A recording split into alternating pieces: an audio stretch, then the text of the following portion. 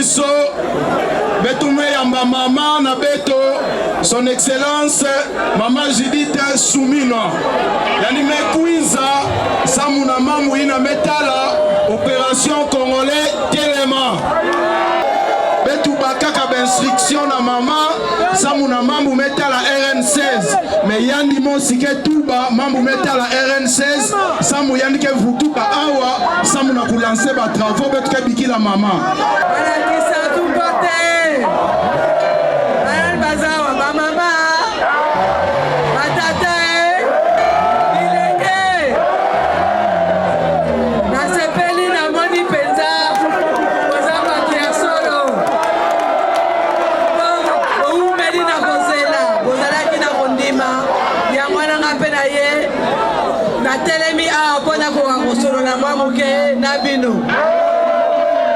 Président Félix Antoine Tshisekedi Tshilombo, le 29 janvier à Lobaki. À Lobi, Congolais nyon surtout esika azali foko totelema. Totelema pona nini? Parce que ezali kambo ya mabele. Mabele na biso Congo RDC, tokorotika banguna bakote la biso te totala kaka ya pamba. Bongote. Est-ce que bino bolingi bomona susu ba Rwanda baya ndenge na nanatu bakoma na kitoni yangwana to bandi campagne ndenge mokonzi mboka sengi biso mobilisation to bandi campagne congolais telema. Est-ce que bino boza ba congolais? Est-ce que boza ba congolais? Est-ce que boko telema? Yangwana ko telema wana lingolo baboye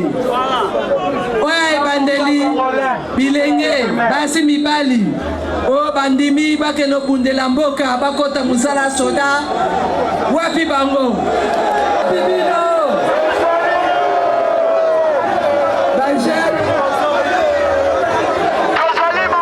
soki omoni esika yo ozali munguna moko azali ou bien mutu moko aza suspect zala vigilant yo papa yo mama yo elenge mwasi to mobali talela likambo yango ifo koyebela ebike bino nyonso tu ndenge gouverneur alobi bolingi likambo ya nzela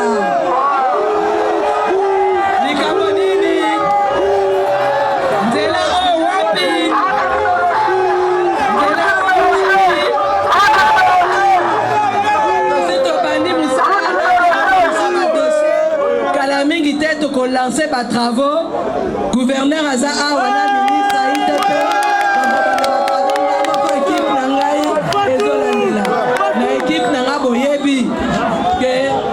Dikab nanga aza mwana madimba, n'est-ce pas? Yepe azotalela likambo yango po banga te tokosalela ngo ndenge esengeli. Butu ebando kota, butu na butu faso repa na ye. Nani mokonzi ya mboka? Soki bondimelaka faci, il faut boyeba ke mokonzi atelemi mpo na likambo ya bitumba oyo tokotika ye moko te biso nyonso to elongo tokokende tobimisa bato wana.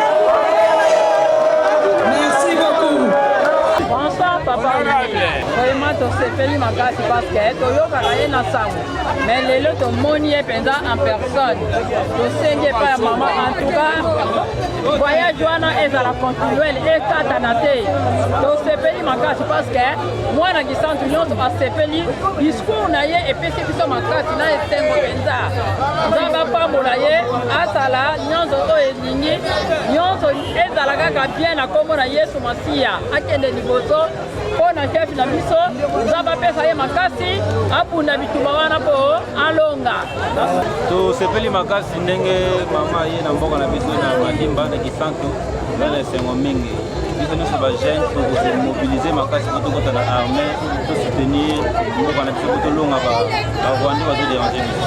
Fondation Michael Mokoki elle est bien représentée ici à Kisantu et on a beaucoup mobilisé nos membres pour que nous soyons présents.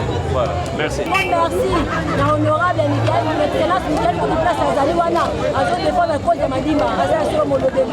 Merci la maman, la bandenge, à ce qu'elle peut faire confiance, à tiens la place Wana, lisusu merci na Fati ndenge asepelaki Congo central ezala représenté numéro 1 na mama Julie Soumina. En tout cas, merci beaucoup. Madame la Première ministre vient de confirmer le début des travaux de la RN 16.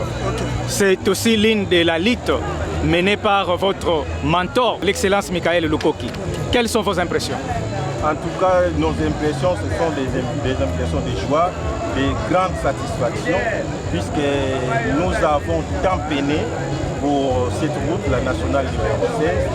C'est une route qui a été démolie, détruite depuis longtemps, et nous avons crié au secours.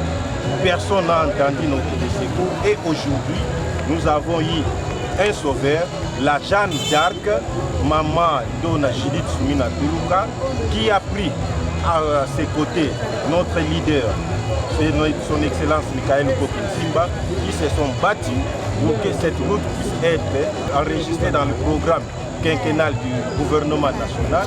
Et grande est notre joie d'entendre son excellence, madame la première ministre, de revenir ici à Madimba dans pas très longtemps pour venir inaugurer, lancer les travaux de la réhabilitation de la nationale numéro 16. En tout cas, nous disons merci beaucoup à notre Ndona, merci beaucoup à l'excellence Michael Koki, merci beaucoup au peuple Congo, merci beaucoup à tous les Madimbani.